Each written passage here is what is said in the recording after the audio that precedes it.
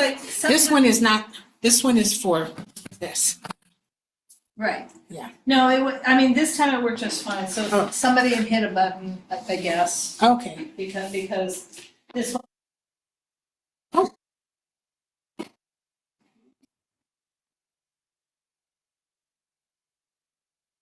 There.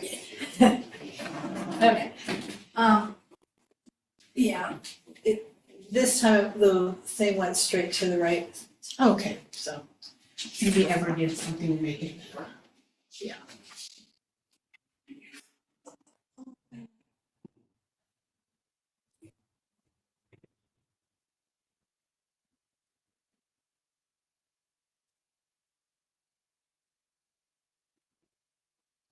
Ah, not too much room. Both sides of the computer. Yay. And make that a little bit larger. The screen, see where it says, where it has a square? Yeah, there. Hi, everybody. Hi. Hello. Just to let you know, I cannot stay later than 8 o'clock. Well, maybe we'll be done. Oh, That would be great. If we could do that. I would love to be done. Okay. Hi, Donna. Hey, everybody. Hi there.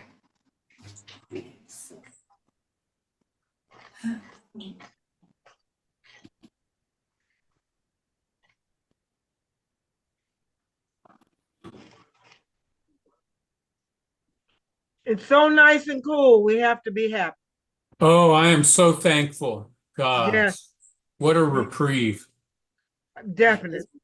Very nice, although now I realize I actually have to work with my insurance company or UPS's insurance company, one or the other, and get the rear of my car repaired because otherwise I'm having rain in the car. Because I'm in window. You haven't had that fixed I've yet? been just so, like a COVID, it's like, I haven't gotten it cleared to be fixed yet. I haven't even gotten the two adjusters to talk to each other yet. Yeah. So, For the money we pay, they should talk to each other because they need to talk to each other. well, I don't pay UPS, but they should be paying me. I mean, they should be just dealing with it and not making it troublesome. I'm just saying. But I think I'm just naive. So I just am naive. So we have 1 minute before I can be to go before we can call the meeting to order. So.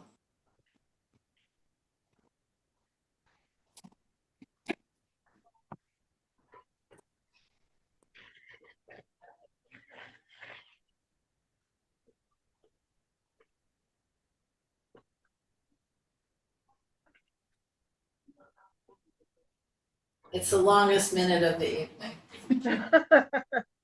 Okay, it is. Hello, everybody. It is 7 o'clock and I am calling this meeting to order. This is the United Neighborhoods, Neighborhood Council's Planning and Zoning Committee meeting. I am Laura Myers. I am a member of the UNNC board and I am the co-chair of this committee. And I'm going to share the screen with the agenda. And go from there. And you know, the other thing you can do, Laura, you know, sometimes we move those out of the way. You see that small, see the little small one? Just move the mouse over. Yeah, you can minimize that. Yeah. How do I get it back if I need to? You just go to the middle square and it'll make it larger. All right, so I'm putting the agenda on the screen and I'd like to hear, since I've now totally minimized my Zoom view, I'd like to hear from you guys if you can see this. Yes, it's very clear. Thank you. Perfect. Okay, so the agenda, number 1, welcome and call to order, review of UNNC standing rules for committee stakeholder voting participation, introductions and voting affirmations, and the review of this agenda. So the UNNC standing rules for committee stakeholder voting participation are as follows. UNNC appoints its chairs and co-chairs, but otherwise for all of our committees, stakeholders, UNNC stakeholders, if they attend a committee meeting, are considered a member of that committee for the duration of the meeting. And in part, that is because we want to encourage our stakeholders being included. And also technically, when a committee votes on something, we're making a recommendation to the governing board. It's not a final decision by any means. So what is a stakeholder? Stakeholder is a person who lives, whether they own or rent, that lives within our borders, works within our borders, attends school, parent of someone who attends school, attends a church, owns property, and or participates in a nonprofit charitable 501c3 organization who has a brick and mortar address within the boundaries of UNNC. And arguably there may be one or two other means to do it, but essentially those are the ways you get defined as a stakeholder. So I'm Laura Myers, and I am a stakeholder, and if we are voting on anything, I will vote. I'm Teresa Masonette. I too am on the board of the UNNC and am a stakeholder, and if we vote, I will be voting. Okay. So I realize I actually have to, You can do the big screen. Yeah. there we go. Yeah. Steve Peckman. I'm Steve Peckman, resident of Jefferson Park for about 20 years. I'm a stakeholder and I will vote. Okay, Donna Jones. Donna Jones, West Adams Avenue. And I will vote. I'm a stakeholder and will vote. Okay, and Michelle Dunn. Hi, I'm Michelle Dunn. I've been a resident of Jefferson Park for 20 years, and if needed, I will vote. I'm not sure we're voting on anything, but just in case, might be. Okay, so I'm gonna hide the thumbnail video again and go back to the agenda. So the next thing we're doing is reviewing the agenda. So item 2 will be general public comments on any items which are not on this agenda, but are within the purview of this committee or more broadly UNNC. Number 3 are 2 different A and B ED1 updates, ED1 being the mayor's emergency directive. It's really ED3 at this point, but they're still called ED1. So we're looking at a report, it's an image report about the concentration of ED1 projects in South LA, West Adams, Baldwin Hills, Lamar, and Southeast Los Angeles, plus Hollywood and Wilshire. And then we're also discussing possible support for nearby communities' oppositions to ED1 projects in other HPOZs and other character neighborhoods. And then item 4 on the agenda is the Expo Crenshaw Mobility Hub project. And we've received a letter from the Federal Transportation Authority requesting that we make some comments, if we have comments to make, on the mobility hub. And then in conjunction with that, they put us in contact with the local metro planning person about other environmental aspects or other aspects of the project. And our usual follow-up to previous cases, anything that appeared on the early notification system and old business. So I'm going to stop the share, and Eber has joined us, and Did you Eber, like in it did. Oh, okay. Let's see. I was Remember, doing sometimes some people come in. somehow, no, I did, I let him in, that is correct. And we're gonna start with general public comments, if there are any, on any items not on tonight's agenda. Are there any general public comments? Hearing none and seeing none, I'm moving on to item 3, ED1 updates. Do you have a comment, Gavin? no, he has a, I think he had a, I'm curious thing. So Steve, you had, given me this information. Do you want to, while I'm looking for it to share, do you want to tell us what we're about to look at, which is the ED1 case overview?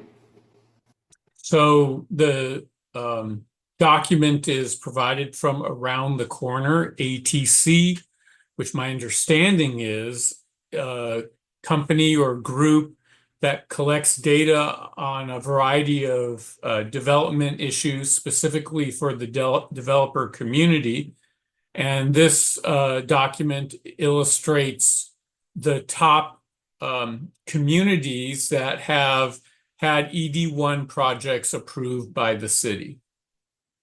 Okay. And so on this first slide, what we see is South LA, and for UNNC, the South LA community plan area would be the area east of Arlington to our eastern border, and from Pico south, through all of UNNC, and then keeps going, and there's 38,000 other parcels. But for UNNC, it's the South LA is the area from Arlington east. And then the one on the bottom, West Adams, Baldwin Hills, Lamert, is for UNNC from Arlington west to Crenshaw, and again from Pico Boulevard south to parts unknown, past Lamert Park, et cetera, but all of UNNC south. So there have been 39 projects approved with 2,187 units in all of South Los Angeles. 34 projects approved in Southeast LA. 9 in West Adams, Baldwin Hills, Lamert, at the bottom of the screen, 565 units. And then as well, 15 in the Wilshire District Community Plan, I should say, and 10 in the Hollywood Community Plan. So Steve and I have started exploring some of these statistics. They don't seem to be 100% accurate. But it gives us a picture. Why do you say they're not accurate? Well, the project that I found on Jefferson, but where was that, between 5th and 6th, 10th? Yeah. You don't remember we looked at that? Yeah. Is not included on this. Can you just hold up, what is the time frame on this? From beginning of time, which No, was 2022. Yeah, well, the mayor took Through office. September 1st, okay. Yeah, the mayor took office in December 2022, and the first thing she issued Yeah. was this emergency directive number 1. But the project you're talking about on Jefferson, when was that approved? Um, Sometime in August? It was what happened is, and that's why I don't know how this affects the big picture. This is a project we actually saw, and it's a permanent supportive housing project on the south side of Jefferson on a currently vacant lot. And when we saw it, it was just called a PSH project, permanent supportive housing. So that is 100% affordable, and it's also the lowest of low income. It's extremely low income. It's been changed. It's, the long string of case numbers has now added ED1. But why I know it's not included is when we get to a further screen, get down to West Adams, Baldwin Hills, Lamert, where it's only showing 9 projects, you see that this is 0% are extremely low income. But the 19 units there are extremely low income. So, It may be because it does actually predate right, Mayor Bass's Exactly, yeah, ED1. right. And the So ED1 may have we been don't know. added, but so I don't know that it actually makes these less than 100% accurate, as it more illustrates how the city changes things Right. without necessarily following their own rules. Well, there's that. I mean, I agree, but I'm just saying I don't know if the numbers are perfect. But Yeah. still fairly shocking, because again, when you go back up, what we see is Can you In go back South- up to the top, please? Very top, sure. Yeah. I mean, you could just look at the first slide here. It's incredibly Right. shocking because you're looking at the overwhelming majority of new units under ED1 are already in a hyper dense part of Los Angeles. Correct. That's so small. So we're increasing density in what's already a very dense part of Los Angeles, and the other community plan areas don't even come close. Correct. And then beyond that, which is where I'm looking to, so we look at South LA, which obviously is not one of the higher income community plans in Los Angeles. 9%, just under 9% of these 2,187 units, under 9% are for extremely low income or very low income families. So in other words, flipping that around, 91% are for households earning a beginning number of $75,000 a year and up. And a household is, Well, that would be a single person. A household of one earning 75,000. A household of four could earn and more that's than low that. income. That's low income. Okay.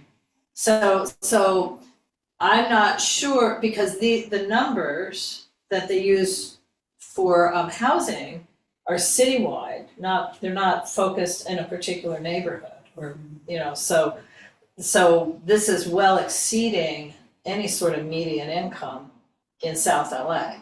And also, if you look at this, the vast majority, 75 plus 16, 85, we're again at 90% are either studios or one bedrooms.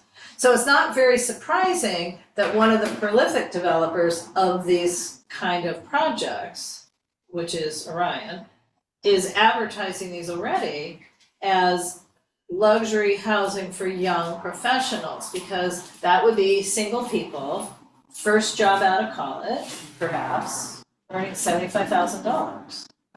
And they would be eligible for these units. So, to me, this tells me that it maybe ED1 is accomplishing a goal of building more housing, but I do not think it's accomplishing a goal of building really affordable housing. And certainly, if one of the goals was to help people get off the streets. Definitely not about homeless. We can take Absolutely that off not. the table. And Yeah. it's not even, and it's not even really about what we would commonly think of as multi-person family housing. Correct. It's Meaning not two that at all. adults and more than one child. So it's not addressing any of those issues. Correct. And then when we look at South LA, it's even a little more stark, because 3.1% is Southeast LA, I'm sorry, is either extremely low income, like 0.1%, or very low income. And 0% of the unit count are 3 bedrooms. And just under 6% are 2 bedrooms, so that means it's 94% are these much smaller units. I mean, in other words, what we're building in this scenario is not housing for people who are being paid minimum wage, or who are struggling to make ends meet, and they have families to feed and families to house. This is not housing for people on the edge. That's for sure. It's So not housing there for are two families major- either. There are two major communities that ED1 is supposed to be helping, right? And one is homeless, which just doesn't help homeless people at all, and people on the edge, right? Who maybe are in units that are too expensive and need assistance to ensure that they don't become homeless. These projects are not helping those people. Right. So what neither Steve or I yet have done is kind of drill farther down into the numbers, or contact the city directly and saying, where are these numbers from? So there's no real action on this to do tonight. Yeah, oh, sure. So are there any, Should I take this down or keep it up and open it up for discussion? What do you think? Keep it. I think keep it up. If there are any questions or comments, it would be helpful Teresa to refer does. to it. Okay. Thank you, Laura. I'd like to know about the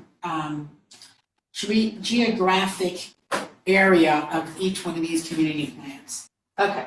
So Southeast LA Not the boundary, is it 5 square miles?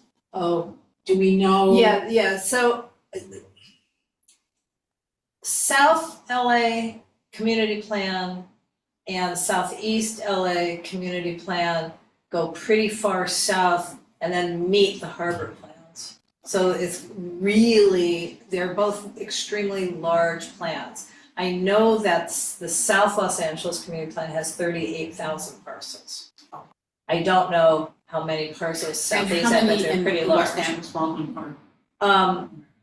It goes less far south just because it butts up to, well, Westchester Plan. You know, I mean, in other words, it hits the county, unincorporated county of Windsor Hills, View Park, and then it scooches down a little bit more, you know, wraps around Ladera and then stops because then I think it's Westchester Community Plan. So it's a smaller plan area, but not significantly smaller because it goes much farther west. It goes all the way to Culver City.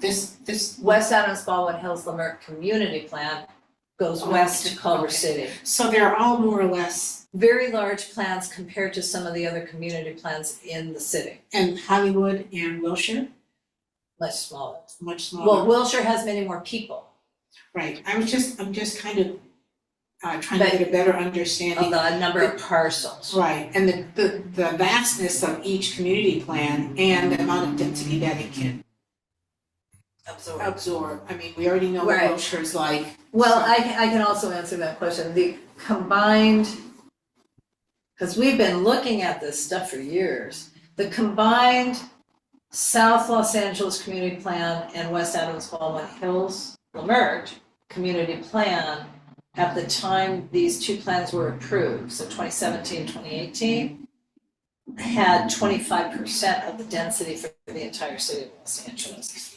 By that I mean potential density in terms of zoning, and the Wilshire plan has 10%.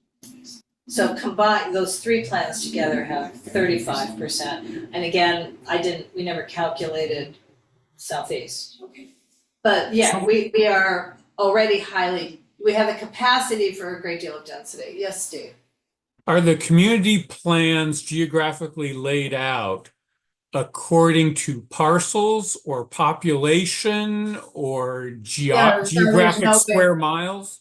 There's no bearing, Some community How do plans. they determine what constitutes an individual geography of a community plan? Well, because they may have determined there's 35 community plans.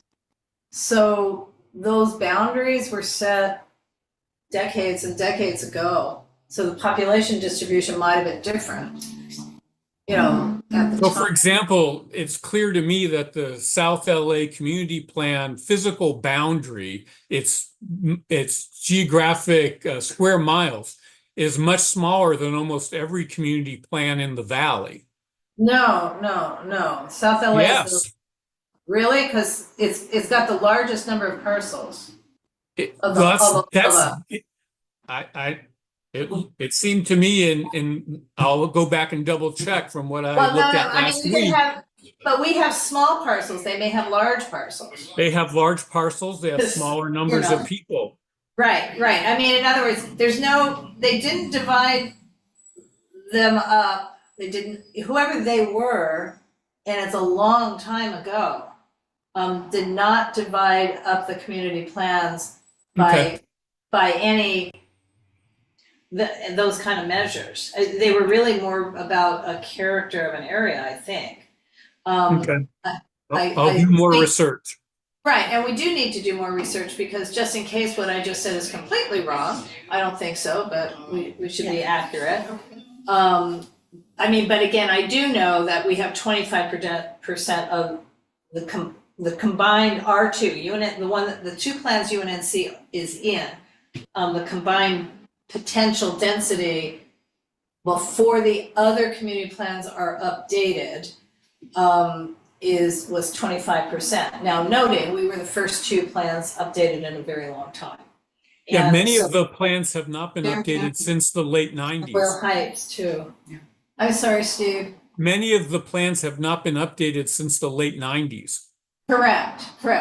So our two plans along with Southeast were the first three fully updated since the 90s. But and Hollywood had actually been completely updated, but then thrown out by a judge. So they have only recently been redone. Downtown's been redone. Boyle Heights was at Plum this week, so it's redone, and otherwise, I'm not sure. I think maybe Northridge has subsequently been redone. But isn't Boyle Heights part of the Southeast? Mm-mm. Boyle Heights. Boyle Heights has its own community plan. Oh, and how large is that? It's pretty small, it's Boyle Yeah. Heights. Yeah, that's what I Right, mean. and then there's Northeast LA is larger. I mean, no, that's what I'm saying. There's some big ones, some little ones. Okay. I mean, I think Westlake is maybe its own community Okay. plan, so I'm not sure about that. But there's a map on the web that's easily accessible. Yeah, if you wanna I look know at it. that. I'm just trying to figure out if I That's start okay. sure if I could figure out how to get to it. I don't think it's necessary at this point. Not in for the tonight. I discussion. mean, if we're gonna do more research, it's gonna become necessary. Yeah. But I think these preliminary data are quite telling. Right. For the top 5 ED1 areas within the city where these projects, we don't know if that's where all the projects are being proposed, but we know where Right. they're being approved. Right, and then the other trouble with, I mean, I tried to do this, but there is a way on Zemus to look at approved cases. So I was looking to see if I could pinpoint approved ED1 projects. So it turns out that the color coding, it has to do with when it was approved, whatever it was. It could be an overheight fence, it could be an HPOZ, it could be an ED1, and they don't color code it by kind of project. But I certainly did not find 39 ED1s or 39 anythings in the northerly part of South LA, if I'm saying that right. Yeah. And then well, the other thing I should point out, when we talk about South LA and West Adams, Baldwin Hills, Lamert having combined 25% of the density, the vast majority of the geography of those two community plans that holds those higher density is in our area. Mm-hmm. South of us, in both community plans, there's a huge amount of single-family zoning, not surprisingly. And the exception being going as you go south on Crenshaw. Because of the light rail, they upzone, Boulevard. well, not just a boulevard, but immediately adjacent. So they had some TODs. But, and that's why there was so much controversy. When I say immediately adjacent, maybe one block in either direction. But otherwise, it's still showing as single-family zoning. And, yes, Steve? I don't want to belabor this too much, but I'll just add that I'm grateful that ATC has collected these data because I have Yes. tried 3 times to get planning to provide me with similar data, and they have never responded. And once I actually had CD10 ask for me, and they were still non-responsive. Huh. Did you do a public records request? That was what I was going to do next week, but I was trying to be nice to people. Correct. Well, It's we just- don't even know, do we know if Theodore Irving is the person who approves all of them or only No, he those does for not. us? He does Okay. not, because I just looked at the ED1 approval for the next agenda item and it's not his name. Okay, so we don't have a single source person to just ask how many of these have you done? No, we have to ask planning to compile the data. Got it. Okay, I'm gonna stop the share. I mean, thank you for bringing this to our attention, Steve, and I think it does Yes, merit further, I agree. but not like it's a rush that we have to get a letter to the board immediately. Okay, so the part, item, 3B is a discussion of possible support for, I put nearby communities plural, opposition to ED1 projects and HPOZs. Again, this was triggered by a particular one that Steve sat through. Oh, No, oh. yeah, I mean, the request for the agenda item came from Steve Peckman, and you've got one to discuss with us, and then Teresa and I have looked at another one. I've looked Okay. at more, but why don't you, Can I share? oh, yes, sorry, you will be able to share. I promised you could share. Okay, and now you Okay. can. Great. So I'm going to give a short presentation. Can you see the PowerPoint? Yes. Okay. So just as a refresher, I know almost all of us were here last time.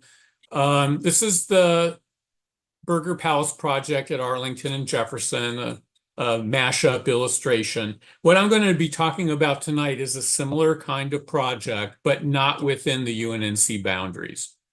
This project is at 800 South Lorraine. It's in the Windsor Village HPOZ, which is part of the Greater Wilshire Neighborhood Council.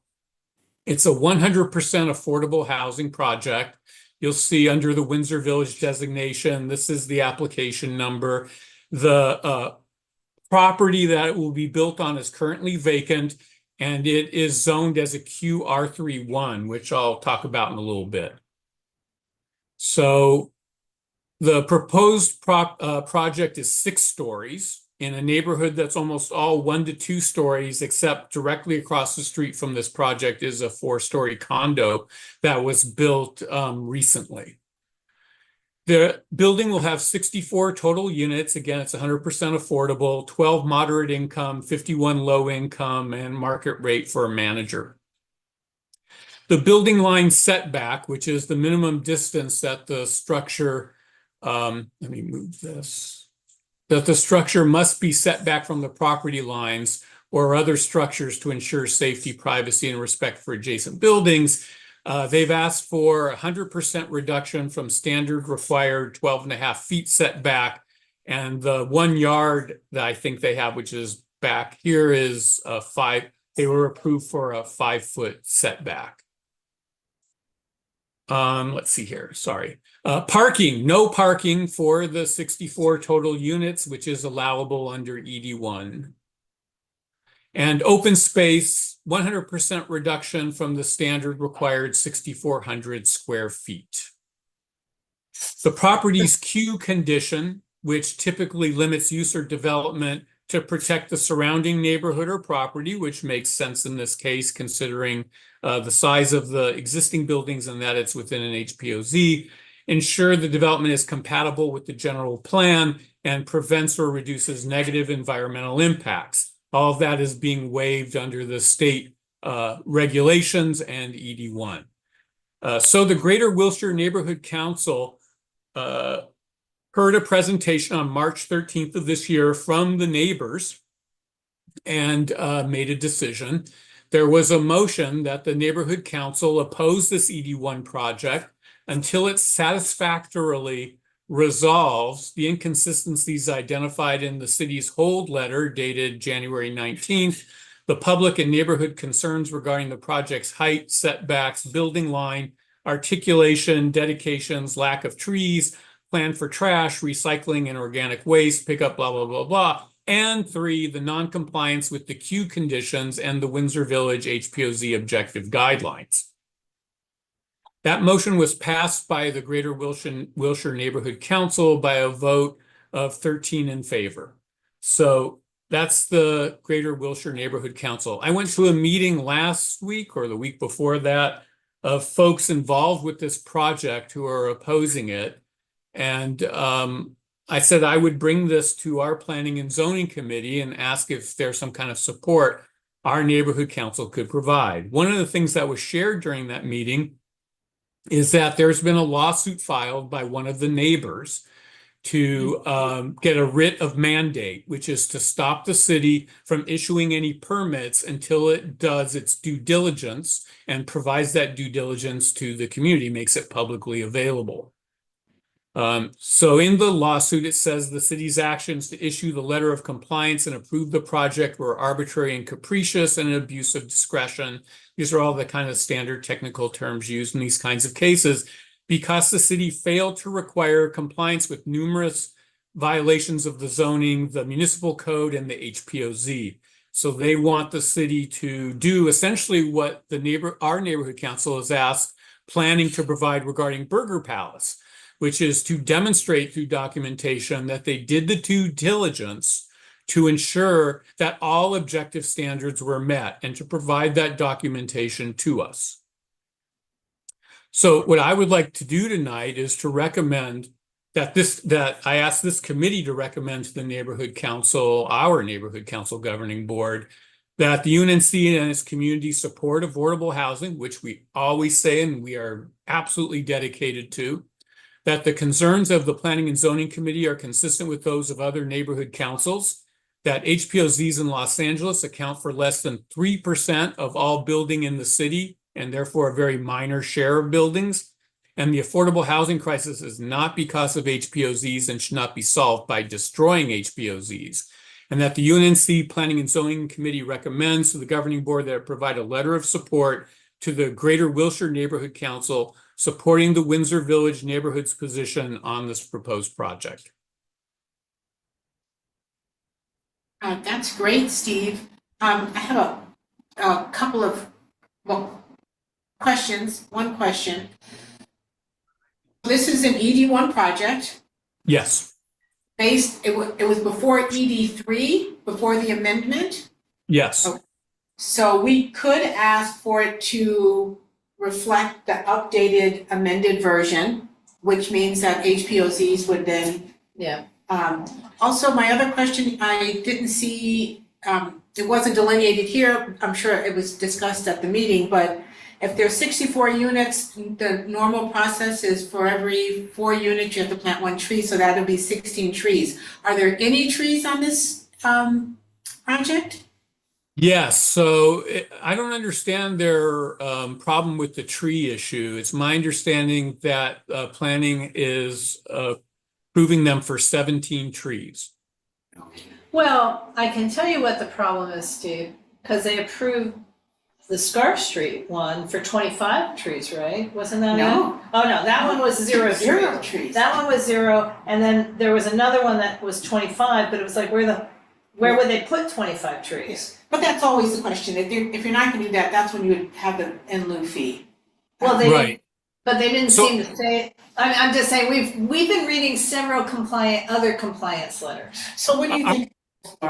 So here you look at the illustration, I don't see where they're going to put 17 trees. Well, exactly. And Because especially if they're there's a building courtyard. to the sidewalk. There is a Right. side lot here that's going to have 5 feet. So, maybe they'll put some trees there, Well, but what kind no, of this trees could they possibly be? Well, they're showing us 5 trees. Yeah. I mean, the rendering So shows anyway, 5. I think your question is well taken, Teresa, and that's why, even though I'm not sure how they're going to comply with the tree requirement, they do say that they will comply with it. There is not an interior courtyard, right? No, And is there a rooftop deck? One would think not if they're asking for a 0 open space. well, that's an interesting question because you see the green on Yes, I top do. here. I don't know. You're right, because one would think that would be, if that's a rooftop, it'd be open space. It's a rooftop or someone needs a haircut. Yeah. Yeah. So here's my only question that I don't know the answer to. It's the mechanism by which, there's no council file, so we can't file a community impact statement. So because there's nothing, the city council member for that area has not done a motion, is that right? As far as I know, yes. Not a planning sequence? No. Well, there's a planning case, and there must be a planner that's assigned to it, The right? planning case is here. Right. Now I will say the problem with saying use the new ED3 is that letter V stands for vested or vesting. The No, I don't vesting. think we should use ED3. Everything is ED1. We know that. No, but what I mean is I don't know that how, this is again technical, I don't know that you can force a project that's vested to comply with later regulations. But there's, Yeah, I I think in wouldn't the go there. original, but the original regulations, didn't actually say you're forgiven from everything. I mean, it's weird that, so you use the word building line. Is it actually building line or just standard setbacks, if you know? No, the exact quote is building line within the letter of compliance. Right, so I think this is where the planning department's making an error. It's the same thing we've pointed out on Adams Boulevard. A building line is something adopted by ordinance. It is not a development standard. It could relate to something entirely different. It could be when the ordinance was passed that the particular street was identified as a collector street and it's for street widening. I mean, a lot of this is mysterious, but it's not a development standard. And in the original ED1, there's a place where waivers of this sort are not allowed. Or that is, if a project is asking for certain kinds of waivers, it cannot utilize ED1. Doesn't mean they can't apply under other discretionary actions. This could maybe be approved under a different path. But, so anyway, but what's our path? I mean, in other words, we could write a letter to the Greater Wilshire Neighborhood Council saying, yay, we support you. That would seem ineffective. So to whom would we be writing this letter? I don't see any if our reason. board even passed it, let me just say that. So let's say the board passes it. I don't see any reason why a letter to the Greater Wilshire Neighborhood Council would hurt anything. Your Correct. question is a little bit different, which is how do we maximize our impact? Well, I don't know without violating some mysterious rule we don't know yet, but you never know with the Department of You don't want Neighborhood Empowerment. if we don't know it, we can't not do something because of what we don't know. Right, So but I wouldn't ask our neighborhood council to do anything that violates any rules that that they're beholden to. But Right. I don't see any reason not to write a letter to the Greater Wilshire Neighborhood Council. If there's something we could do that would have greater impact, I'm all in favor of it. It just seems like the neighborhood council is kind of limited in what it can do. Correct. And then this broadening the topic, what if Nandisi is now opposed to 2 projects or 3? Do we write letters to them as well? Well, I think each one needs to be presented. If somebody comes and presents it and we feel it's something that we disagree with and we feel we, can get support from the board to send a letter. I just have to say that I'm looking at this design compared to some of the designs we see in our community. That looks like a nice design, just to be quite honest. Just a little big. Yeah, I mean, yes, Yeah. but imagine that at Burger Palace or somewhere Right. else. I mean, the design itself is more pleasing than the boxes that structures that we see here, so. Yeah, I think that the mass and scaling are more the issue here than the design. Right, But and also I would agree with Teresa's point, though, that if there are other neighborhood councils that wish to have UNNC support, then those cases need to be presented on a case-by-case basis and evaluated according to their merit. All right, well, I'd like to hear from other people on the call, if anyone wants to weigh in. That meaning Michelle or Donna. She's off mute.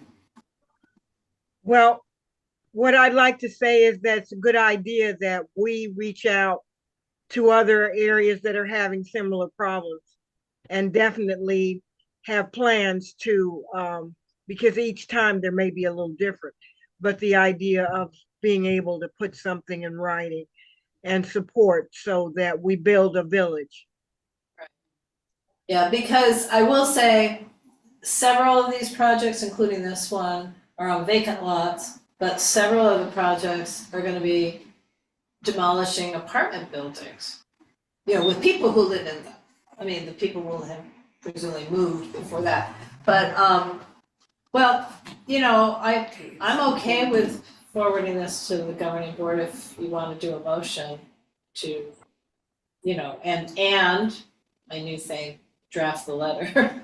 I make the motion and I volunteer to draft the letter. So sorry.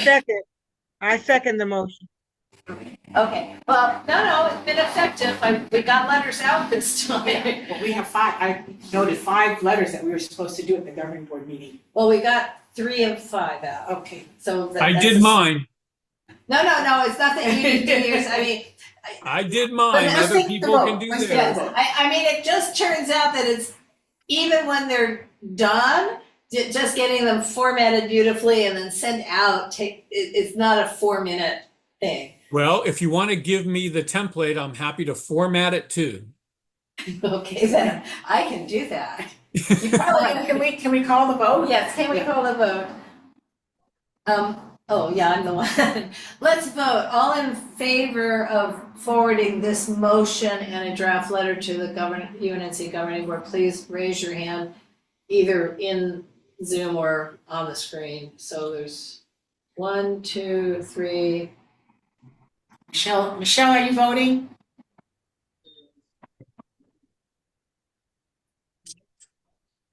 Donna, I don't see your Sorry, hand. I'm here, I'm voting. I Okay, can't thanks. figure out how to turn my video on. there we Okay. go. Got it. Okay. And Donna's up. Yeah, Okay, Donna's in. so this passes. All right. Thank you. So now I want to do the next one. I know you're leaving, but please don't leave. We've got about 20 minutes before you have to leave.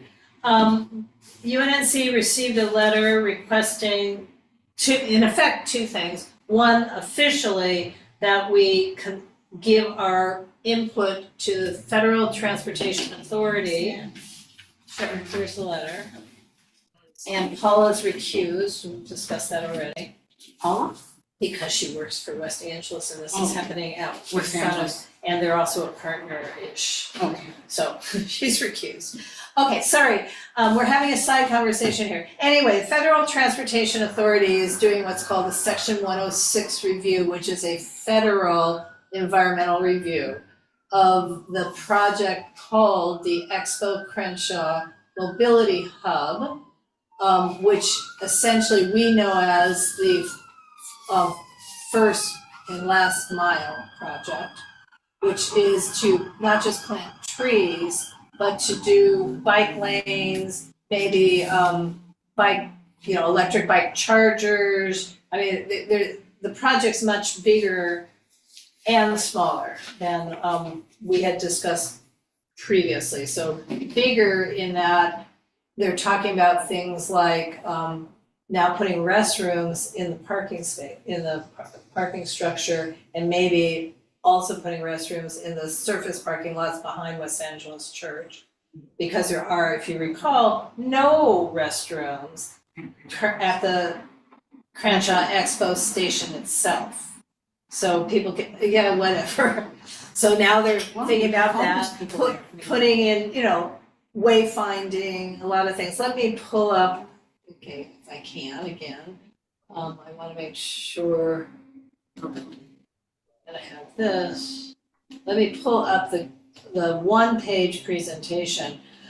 So anyway, the federal government's most interested in our input on, are there any historic resources along Crenshaw, along Obama, along Expo, where this mobility hub is. So they have a somewhat narrow view, but directed us to also talk with the metro planners, because there's other aspects, other environmental aspects. So in effect, we'd be doing a double comment but the specific Section 106 review comment is due on October 5th.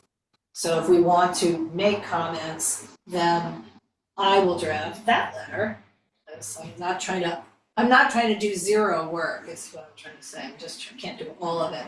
So this is what Metro sent to me, that what they would be doing is planting new trees, installing pedestrian scaled lighting, installing solar panels on top of existing shade structures at the station platform itself, adding information kiosks to the proposed pedestrian promenade. They're not showing a pedestrian promenade, but let's assume they'll wanna build one. Installing class 4 protected bike lanes on Crenshaw Boulevard. Installing conflict striping in the intersection. I don't know what the difference is with bidirectional class 4 protected lanes on Exposition Boulevard.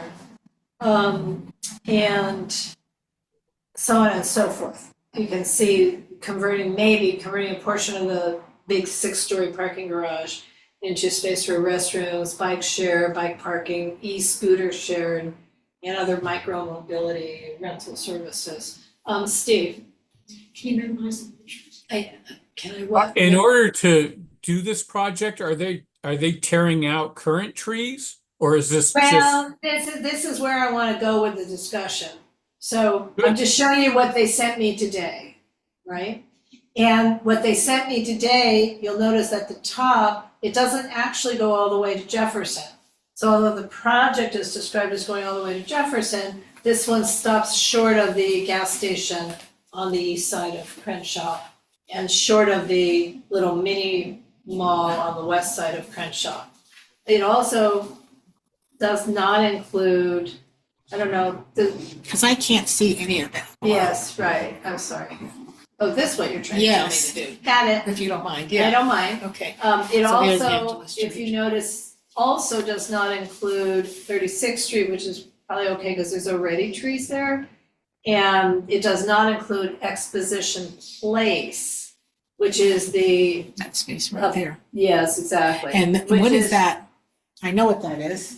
LADWP hub. I understand. So, but it does not include Exposition Place, even though Exposition Place would actually be the roadway that the folks who live in the, 85 condominium townhomes and the Down other that couple of, going east. Yeah, I meant. Right, and then the houses on Exposition Place East, it just doesn't address shade for them.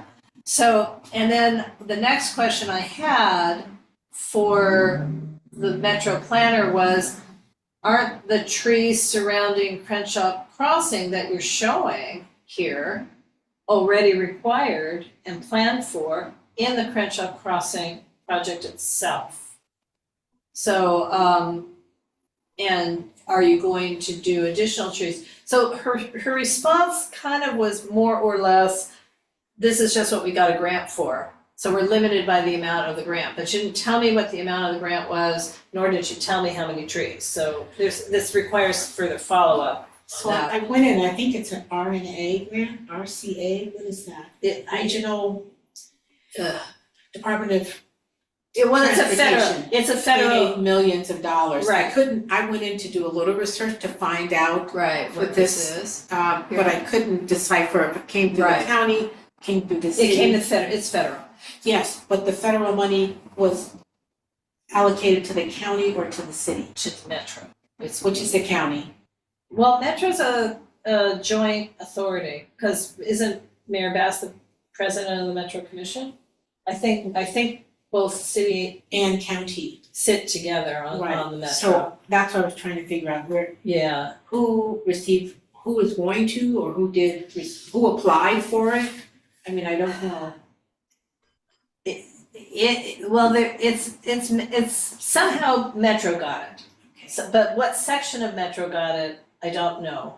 But it's not county per se, it's definitely Metro that's receiving the funds. And it's not just this hub, there's 4 others that they haven't told us about.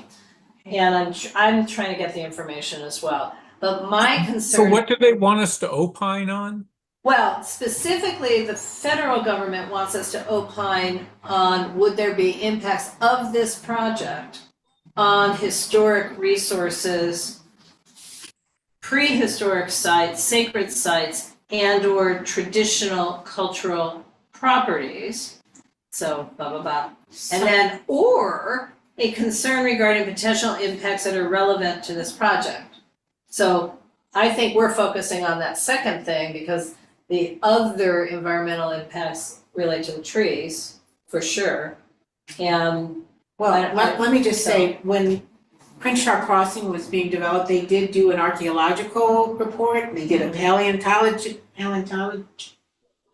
well, yeah, whatever, that yeah, they that. did, so they did some historic environmental reports for that already. already, so, and nothing came up, I saw those, and I just assumed that there weren't any Native American burial grounds within, you know, a mile or so of Correct. that, so. And there are a couple of historic resources, but again, there's one on potential. There's one on 36, but 36 is not a part of the project.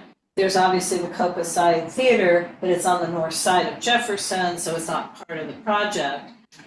So it keeps narrowing back down to, you know, oh, and Rena actually sent me photographs of the former Ralph's Market, but it's so former that none of us even knew it was there. There used to be a Ralph's Market on the west side of the site where Crenshaw Crossing is gonna be. But that's long gone, I'm just saying. And I think I know that because Brent Green said his mother used to drop he and his brother off in the with those sycamores, and they would hang out there while she went to the market. Got it. So So long gone. So not the Ralph's that was more recently demolished, but this was a different Ralph's, a very classic streamlined. So are there any historic or cultural I don't think resources so. that we want to protect? No, we think there's no historical, but we do know that the or other concerns is where we would probably be going, and the or other concerns have to do with, I mean, I did also looked on Google Street View, so there are currently there are some mature canopy trees in front of the parking structure. yes, along that Right. Angeles Church. And they're ficus. I mean, they've been Yeah. hacked at, no, they're African fern pines actually. And they keep them pruned. Right, so I mean, I think where West Angeles is more barren. But again, my concern is that they're just showing an overlapping project. And I would rather, if they got a grant for the first mile and last mile, to show us trees where there are not currently trees and where Crenshaw Crossing won't be planting trees. Because it makes no sense. They both can't plant in the same area, and even though I don't support the Crenshaw Crossing project, it'd be much easier for us to go to them and say, well, we already, Department of Transportation is going to put trees in here, can you plant your trees in these adjacent Well, lots? which we had already asked them to do, and they Right. said no, because they have no control over the watering. Oh, Yeah. So anyway, that, I think I forgot. our commentary needs to say, this needs to be more coordinated. And we need to know how many trees you get to plant. You know, not just what your number is, but how does that translate into the number of trees? And can you work with the community as to placement of those trees? Absolutely. You know, and then the other thing is they describe them as drought resistant. She did respond to my email saying, well, we could add native plants, but Teresa, you had a concern even about the language. Well, only because when I think of Metro, I think of it as a county organization, not necessarily just the city. And I know the county refers to climate adapted trees. They do not say drought resistant, so. We can make that comment, Yeah. you know, I mean, obviously, because some drought resistant plants, I don't know about trees, are only drought resistant after a certain amount of time. They're established. But they still need to be established, and maybe other climate adaptive trees established easier. I'm not sure, I don't know if there is a difference. To me, it's irrelevant. They should all have 5 years of watering and maintenance. Okay. So, because after the 5-year mark is when the city takes them over. So until then, somebody needs to have ownership, and it Okay. can't just be 3 years. And we know, what's Yeah. happening with our climate, so they have to, we would like for them to have the commitment, the Right, 5-year all right. So- establishment care is the correct phrase for. Establishment care. Yeah. Okay, and then the other thing, back to sort of the cultural comment, they are, one of the parts of the project is wayfinding, but we've had years of discussion about having not just arrows pointing to here, go there, but also kiosks that give cultural information about the neighborhood. So, Excellent, excellent.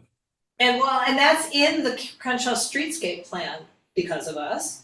But it's like, there's so many different plans we've worked on, all about the same pieces of land that, you know, and they're drawing upon it. So I just think that we need to, you know, do this comment letter. So I'm willing to draft a comment letter to take to the board on October 3rd, and I guess to take to this committee on October 2nd. Okay. You know, that incorporates these elements. But I'm really concerned about, I mean, I did look it up, so Crenshaw Crossing is putting in 157 new trees on site and in the right of way. So quite a, you know, basically a lot of the same, you know, tree pictures that we just saw are already on the Crenshaw Crossing plan. Now, Crenshaw Crossing won't be completed by the time of the Olympics, because they just got another extension for starting construction. And this project is, the goal is to complete it by the time of the Olympics. So that may be, then we go back to Crenshaw Crossing and say, okay, they're planting your trees. Hopefully you're not gonna knock them down while you're doing construction. Yeah. You know, I mean, that's another issue. I think that needs to be in the letter, because there will be. And I will send that to Urban Forestry, actually, Yeah, to keep that on their, Right. Yes, we need to preserve the mature, healthy trees. Well, I'm saying if what has to happen to have this completed by the Olympics and is to plant the trees, and then Crenshaw Crossing has to vow to not harm them during construction, and their trees, there are 157, of which X number are right-of-way trees, need to go somewhere else. I mean, Or just leave it in it cannot be an endless shell game where we net out the same number of trees. I mean, if you're getting a grant to do trees, we need to do trees. I need to go. Is there anything you Okay. need me to do? I don't think so, because Okay, we're not gonna thank vote you. tonight other than to raise our, you know, Yeah. yes, we're gonna do do a it. letter. Yes, we are. Okay, The great. plan sounds do- great. Okay, and that is also, except for follow-up to previous cases, ENS and old business, if anything, we are getting close to done. Okay. Do we The have any scarf, follow-up to previous? no, but the scarf letter, did you bring that back? I can bring that on October. Yeah, the other. Well, I'll find out if, Support letters. I will find out if the other neighborhood council is Alright. even taking positions, which I Oh. don't know. Okay. You know, Alright. because they have three kind of not so good projects, one of which does involve the eviction of tenants. Yeah. And, What was it? Oh, let's adjourn the meeting. okay, so anyway, does anybody have any updates? Oh, I have one. For 3812 West Adams, the motion from Councilmember Heather Hutt went to Planning and Land Use Management yesterday. And I had spoken to Council District 10 to see if they wanted me to, you know, we did do a community impact statement, did they want me to go talk? But they wanted it on consent. Oh, okay. But they do want people to come probably when it hits city City council. So we're gonna, So did I haven't heard that it didn't, and it's too early to check. I mean, tonight we could probably check the clerks. yeah, or go back and listen to the meeting. Yeah, I mean, I did none of the above. Okay. I did none of the above, I was working. But anyway, so that's an update on that. And then that's all I have. Okay. Okay, anybody else have anything? All right, we're gonna adjourn the meeting much